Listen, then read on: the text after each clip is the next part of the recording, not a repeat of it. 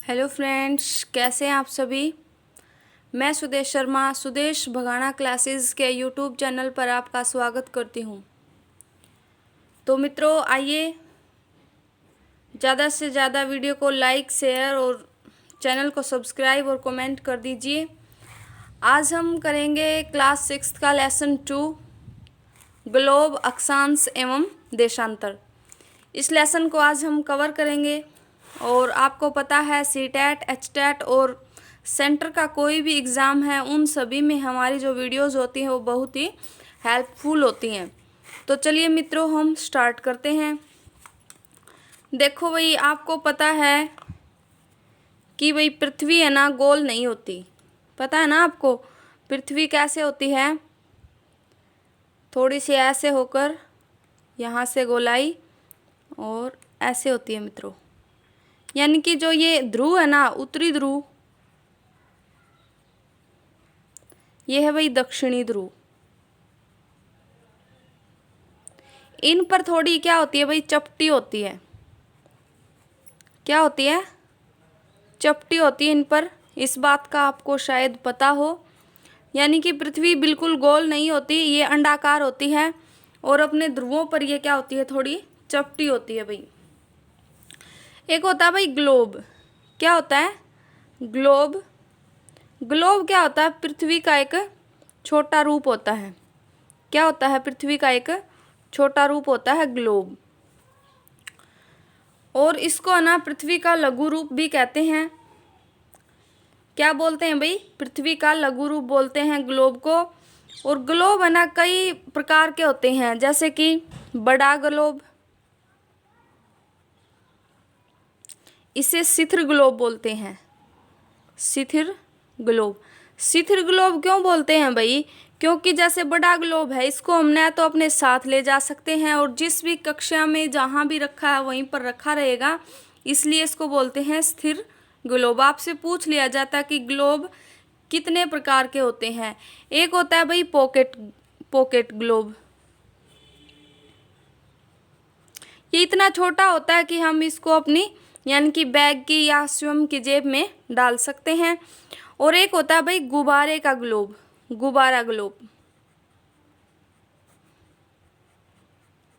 ये क्या होता है भाई? इसमें हवा भरी जाती है। हवा तो इन सब में भरी जाती है, लेकिन इसकी निकाल कर और इसको जेब में डाल लिया जाता है और फिर बाद में इसमें हवा भरकर इसका यूज़ कर लिया जाता है। ये बहुत ही यानी कि हेल्पफुल होता है और ले जाने में भी बहुत आसान होता है। कहीं पर भी हम इसको ले जा सकते हैं। ग्लोब है ना भाई कुम्हार का पहिया। देखा ना आपने, जब कुम्हार मिट्टी के बर्तन बनाता है, कुम्हार का पहिया और लट्टू की तरह घुमाया जाता है। जैसे कि कैसे घूमता है ये है भाई उत्तर, ये है दक्षिण, ये है पूर्व और ये है पश्चिम। ठीक है, इधर से ऐसे घुमाया जाता है ग्लोब को, पश्चिम से पूर्व की ओर घुमाया जाता है ग्लोब को। तो ये जो कुम्हार का जो पहिया होता है उसकी तरह घुमाया जाता है। और ग्लोब में है ना महाद्वीप, महाद्वीपों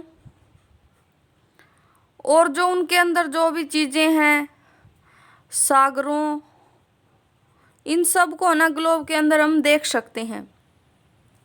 इनके आकार को एक काल्पनिक रूप से हम देख सकते हैं ग्लोब में।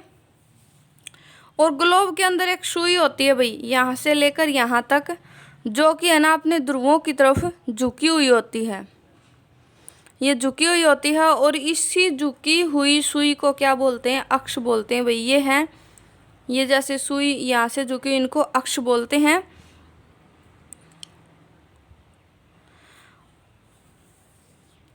और इन्हीं को बोलते हैं भाई उत्तरी ध्रुव और दक्षिणी ध्रुव। ये जो सुई इसके अंदर से चली है, इन अक्षों को बोलते हैं उत्तरी ध्रुव और दक्षिणी ध्रुव बोलते हैं।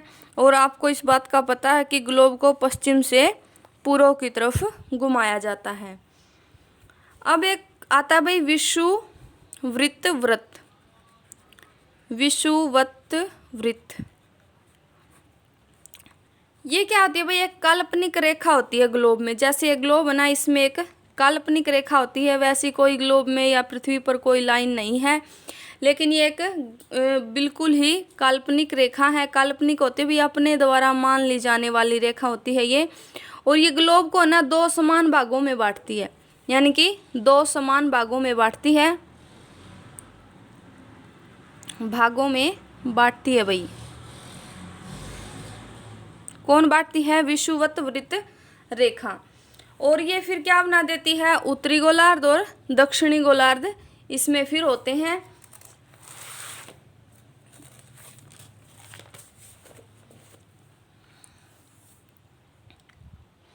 और फिर क्या होता है भाई, ये जो विषुवत वृत्त रेखा है ना, ऐसे फिर लाइन्स हैं ग्लोब में, ठीक है, ये लाइन है, इनको बोलते हैं भाई अक्षांश। क्या बोलते हैं इनको? अक्षांश कहा जाता है इनको। और ये ना 300, इनका माप होता है 360 डिग्री टोटल। कितना होता है? 360 डिग्री। और फिर यानी कि हर जो ये अंश होते हैं ये होते हैं 90 डिग्री के, या फिर इसको 1/4 भी मान लेते हैं। ये उत्तरी अक्षांश है और ये दक्षिणी अक्षांश है। फिर जो 4 महत्वपूर्ण विषुववृत्त रेखाएं होती हैं, कितनी होती हैं? 4। एक है भाई उत्तरी गोलार्ध, गोलार्ध में कर्क रेखा। उत्तरी गोलार्ध में क्या है भाई? कर्क रेखा है। ये होती है भाई 23.5 डिग्री उत्तर। कहाँ होती है? 23.5 डिग्री उत्तर में होती है भाई, उत्तर दिशा में, ठीक है, इसको बोला जाता है। फिर दक्षिणी गोलार्ध में होती है मकर रेखा। दक्षिणी गोलार्ध इसमें है मकर रेखा। ये भी 23.5 डिग्री दक्षिण होती है भाई।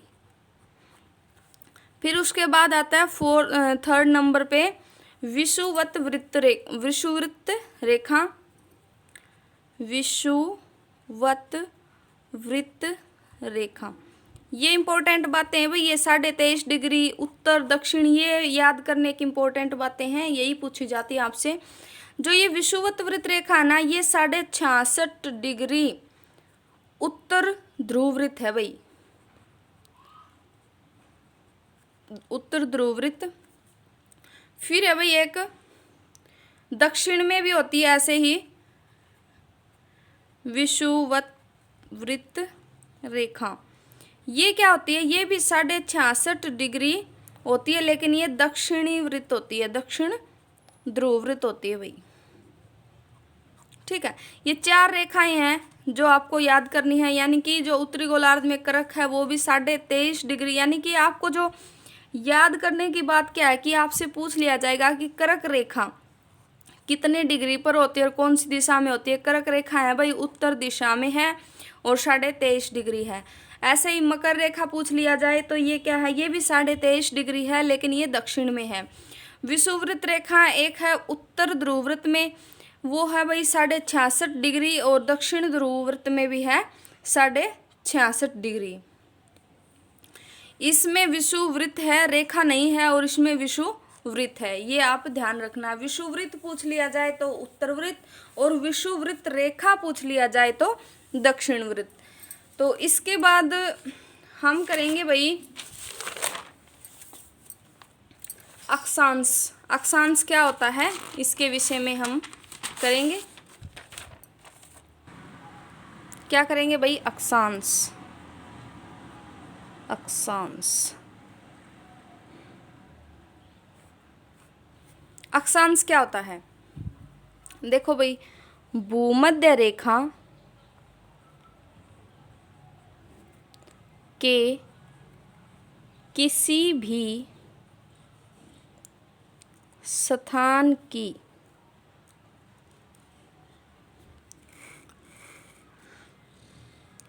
उत्तरी या दक्षिणी ध्रुव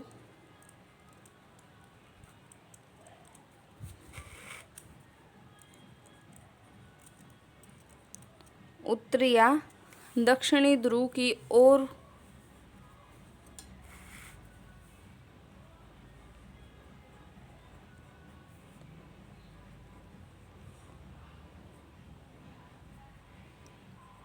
कि कोणीय दूरी,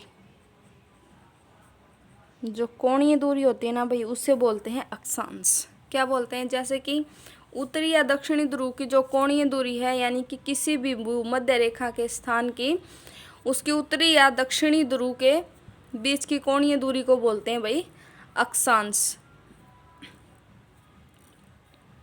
ग्लोब पर एक पश्चिम से पूर्व की ओर खींची गई काल्पनिक रेखाओं को भी क्या बोलते हैं भाई? अक्षांश बोलते हैं। जैसे ये ग्लोब है, ये पश्चिम से पूर्व की तरफ जो ये खींची गई है ना लाइनें, इन्हें भी क्या बोलते हैं? अक्षांश। इन्हीं को बोलते हैं भाई अक्षांश।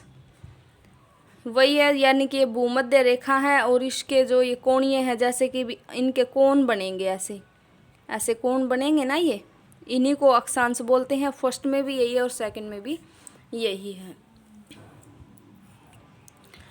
फिर आता भाई एक देशांतर। देशांतर क्या होता है? जैसे कि ये है भाई, जो दिशाओं को प्रकट करे उसे बोलते हैं भाई देशांतर। और ये जो दिशाओं का जो अंतर है, ये अक्षांश निर्धारित करते हैं इनको।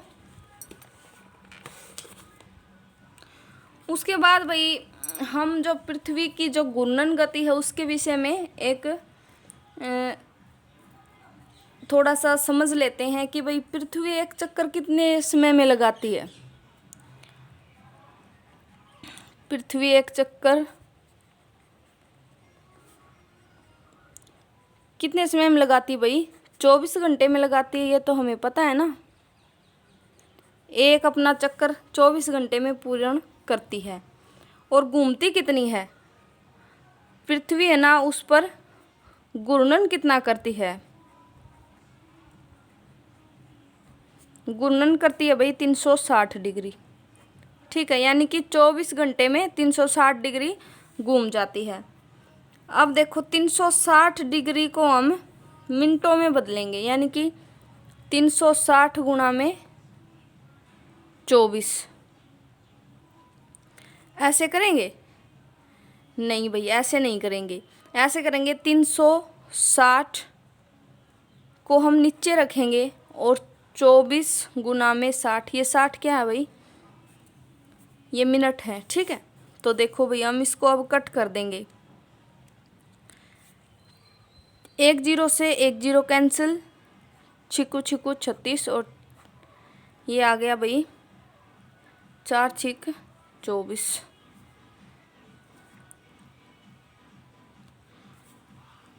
6 चौके 24। ठीक है, तो ये आ गया भाई 4 मिनट आ गया।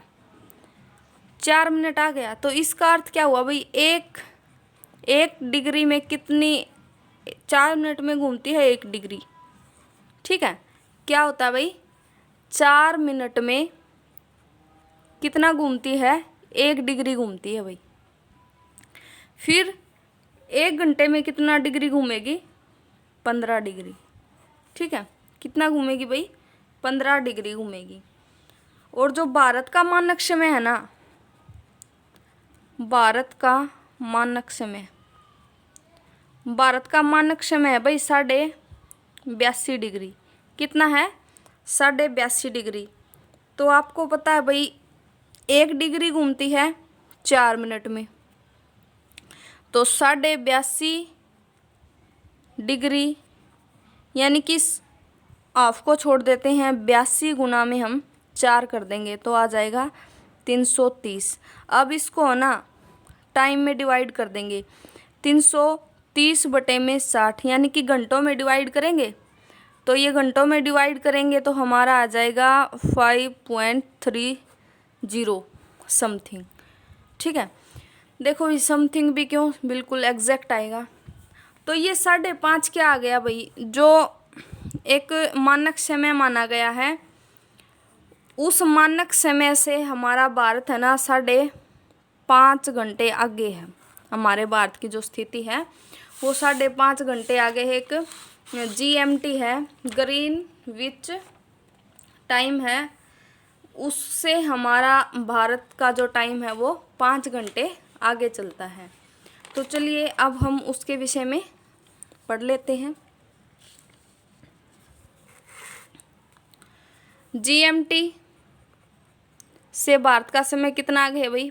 5 मिनट 5 घंटे 30 मिनट। ये आपको जैसे ग्रीनविच कहाँ है भाई, ये है ब्रिटेन में। ब्रिटेन की एक वेधशाला है और वहाँ का मानक समय माना गया है। और इस मानक समय से हमारा जो भारत का टाइम है वो कितने समय आगे चलता है, 5.5 घंटे आगे चलता है। जैसे अब हम आपको थोड़ा डायग्राम के माध्यम से समझा देते हैं भाई। देखिए ये है, ठीक है, जैसे ये पूरा जो वर्ल्ड है उसको समझिए। मान लिए भाई यहाँ पर है ग्रीनविच, क्या है, GMT यहाँ पर है, ठीक है। यहाँ के जब 12 बजेंगे ना, कितने बजेंगे, 12, यहाँ पर इंडिया है भाई, क्या है यहाँ पर, इंडिया है, कुछ ऐसा बना लेते हैं भाई, इंडिया, ये इंडिया है। इधर है भाई, इधर प्लस होता चलेगा और इधर माइनस होता चलेगा, ठीक है। देखो यदि हम GMT से इधर आएंगे तो प्लस होता चलेगा। जब तक भारत में यहाँ 12 बजे होंगे ना, तो यहाँ पर कितने बजे होंगे, 5:30 बजे होंगे भारत में, ठीक है। और इधर चलेंगे ना, इधर कम होता चलेगा। इधर आएंगे तो यहाँ 11 बजेंगे, फिर यहाँ 10 बजेंगे। इस साइड कम होता चलेगा और इस साइड बढ़ता चलेगा। ये प्लस पॉइंट है, ये माइनस पॉइंट है ग्रीनविच का।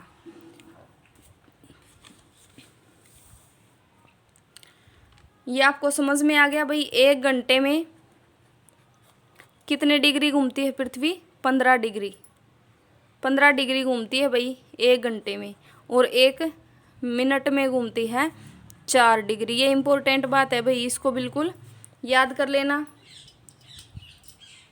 ग्रीनविच में और हमारे जो टाइम है उसमें कितना अंतर है, इसमें है 5.5 घंटे का अंतर। देखो भाई भारत के 2 क्षेत्र हैं, एक है भारत का गुजरात, गुजरात का स्थान है भाई द्वारका। कौन सा स्थान है, द्वारका। और असम का है डिब्रूगढ़, डिब्रूगढ़, असम का क्या है, डिब्रूगढ़। इन दोनों के समय में है ना 1 घंटा और 45 मिनट का अंतर है। कितना अंतर है भाई, 1 घंटा और 45 मिनट का अंतर है इन दोनों के समय में। और हमारा जो मानक समय है वो यही है, 82 डिग्री उत्तर पूर्व। ये हमारा मानक समय माना गया है भाई। जो लेसन 2 है उसमें सिर्फ इतना ही है याद करने के लिए। तो चलिए अब हम नेक्स्ट लेसन करते हैं। नेक्स्ट लेसन जिसका नाम है पृथ्वी की गतियाँ। क्या नाम है भाई नेक्स्ट लेसन का, पृथ्वी की गतियाँ। लेसन 3,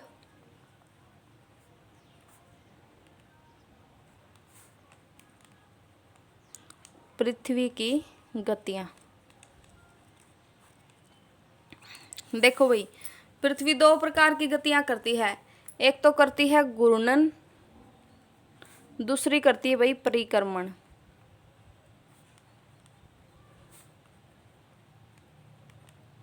परिक्रमण, ठीक है। एक करती है घूर्णन और दूसरी करती है परिक्रमण। दूसरी कौन सी करती है, परिक्रमण।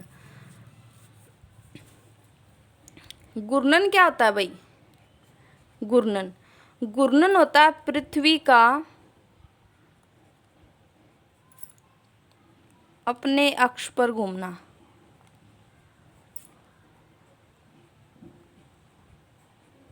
ठीक है, क्या होता है कि पृथ्वी का अपने अक्ष पर घूमना होता है घूर्णन। और परिक्रमण क्या होता है भाई, परिक्रमण होता है पृथ्वी का सूर्य के चारों ओर घूमना।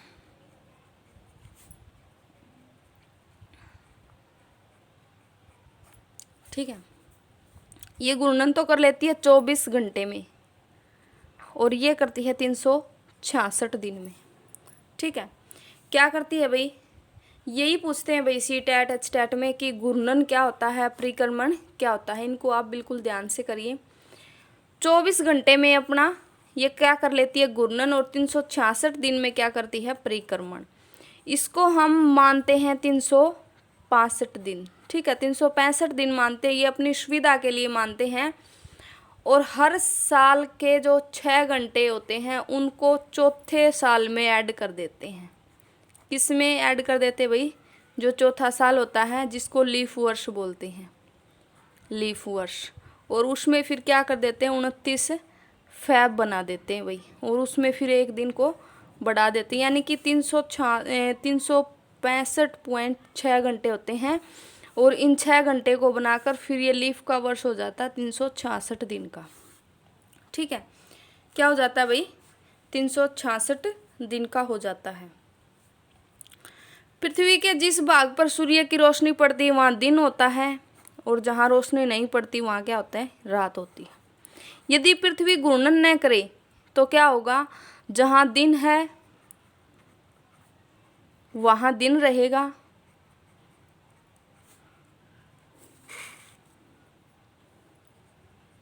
और जहाँ रात है वहाँ रात रहेगी। ये कॉमन सी बात है। एक भाई बिल्कुल इम्पोर्टेंट बात है, परदीप्ति वृत्त। परदीप्ति वृत्त क्या होता है भाई,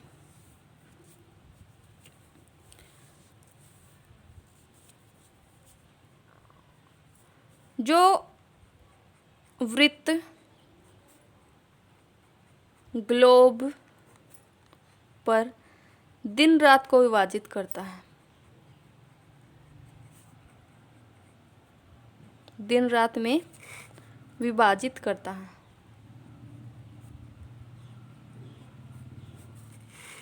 विभाजित करता है, उसे बोलते हैं भाई परदीप्ति वृत्त। क्या बोलते हैं, परदीप्ति वृत्त बोलते हैं उसको।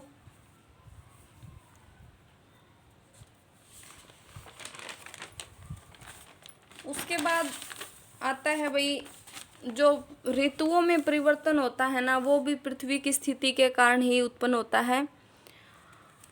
और 21 जून सबसे लंबा दिन होता है, लंबा दिन और छोटी रात होती है भाई। ये बातें पूछते हैं भाई सी टैट में, एच टैट में, वैसे जीके में, सब जगह ये बातें पूछी जाती है भाई। 21 जून को लंबा दिन होता है और छोटी रात होती है। 21 मार्च और 23 सितंबर, 21 मार्च और 23 सितंबर, इसमें रात और दिन दोनों इक्वल होते हैं भाई, दोनों बराबर होते हैं, रात और दिन दोनों बराबर होते हैं।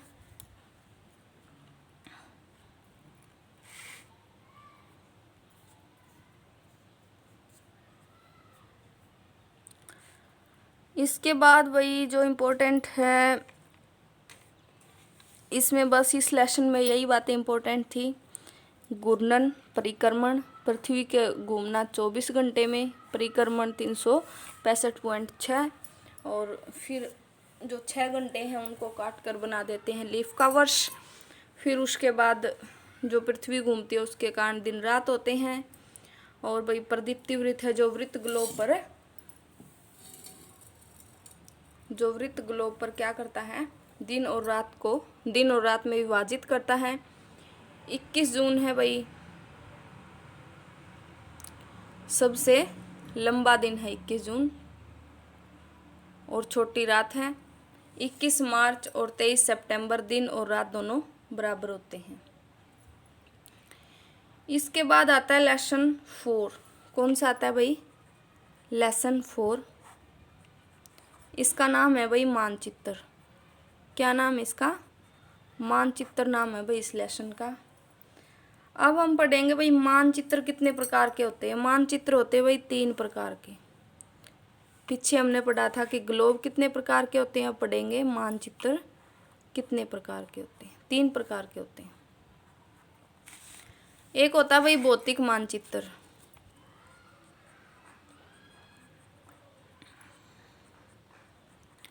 भौतिक मानचित्र, दूसरा होता है राजनीतिक मानचित्र।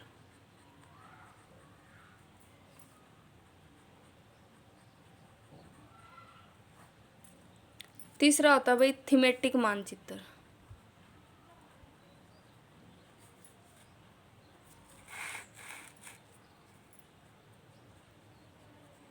थीमेटिक मानचित्र। भौतिक मानचित्र में क्या होता है भाई? भौतिक मानचित्र में होते हैं पृथ्वी की जो प्रकृति है, इसमें से एक क्वेश्चन पक्का आता है भाई सीटेट में, प्रकृति, आकृति। इसमें आकृति और प्रकृति में क्या आ जाएगा? जैसे पर्वत हो गया, पर्वत, मैदान, नदियाँ, महासागर, इन सब के जो मानचित्र हैं उनको बोल दिया जाता है भौतिक मानचित्र।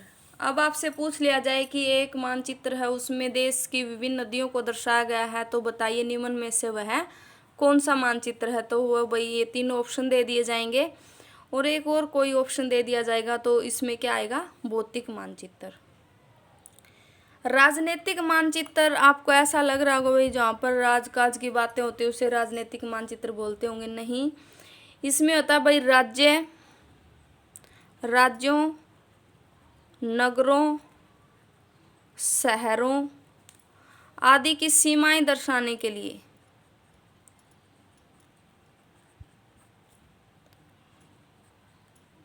जिस मानचित्र का प्रयोग किया जाता है उसे बोलते हैं राजनीतिक मानचित्र। ये है भाई, ये थीमेटिक मानचित्र है ना, ये ज़्यादातर पूछा जाता है थीमेटिक मानचित्र।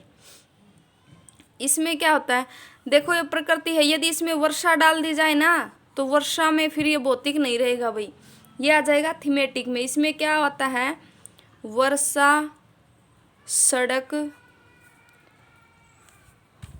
और भाई उद्योग, ये आ जाते हैं भाई थीमेटिक मानचित्र में। किस में आ जाते हैं? थीमेटिक मानचित्र में। तो मित्रों, आशा करती हूँ कि आपको जो करवाया गया है वो समझ में आया होगा। तो आज बस हम इतना ही करते हैं। लेसन 4 में हम आ गए हैं, कल हम लेसन 4 कंप्लीट कर लेंगे और बिल्कुल जल्दी जल्दी से आपको सीटेट, एचटेट और सेंटर की कोई भी एग्ज़ाम है उन सब के लिए आपको बिल्कुल रेडी कर देंगे। मेरी आपसे यही रिक्वेस्ट है कि आप पढ़ते रहिए, चाहे खरगोश की चाल से पढ़ो या केचुए की चाल से, लेकिन आप अपना जो शेड्यूल है, जो अपने पढ़ने का जो स्टाइल है, उसमें एक दिन की भी कमी न आने दीजिए। ये मेरा वादा है कि आप यदि मेरे द्वारा करवाए हुए नोट्स से आप बिल्कुल सक्सेस हो जाओगे, बिल्कुल अपने पेपर को पास कर लोगे, ये मेरा आपसे वादा है। वीडियो को लाइक, शेयर और चैनल को सब्सक्राइब कीजिए। और आप यदि ज़्यादातर लाइक, शेयर, सब्सक्राइब, कमेंट ये सब करोगे तो इससे मुझे मोटिवेशन मिलेगा। और भाई एक बात बिल्कुल ध्यान में रखना, अपने मित्रों के पास ज़रूर शेयर करना, क्योंकि इस विद्या एक ऐसा धन है जो कि खर्च करने से बढ़ता है। इसलिए जितना आप शेयर करोगे उतना आपको ज़्यादा याद होगा। कभी किसी के पास कोई वीडियोस भेजोगे तो आपको याद रहेगा भाई हाँ उस टॉपिक वाली मैंने वहाँ भेजी थी यार, उस टॉपिक में क्या था, ये था, वो था। जो आपकी मनोस्थिति है ना वो गति में रहेगी। इसलिए आप अपना वीडियोस को लाइक, शेयर और चैनल को सब्सक्राइब करें, कमेंट करें। यदि आपकी कोई प्रॉब्लम है तो कमेंट कर दीजिए, उसका सॉल्यूशन हम नेक्स्ट वीडियो में आपको प्रदान करेंगे। तो इसी के साथ मित्रों, स्वस्थ रहिए, मस्त रहिए और अपनी पढ़ाई को बिल्कुल जारी रखिए। और जो प्रश्न रहेगा वही पढ़ेगा और बढ़ेगा। तो चलिए मित्रों, कल फिर मिलते हैं नेक्स्ट वीडियो में और इसी टॉपिक के साथ, मानचित्र के साथ।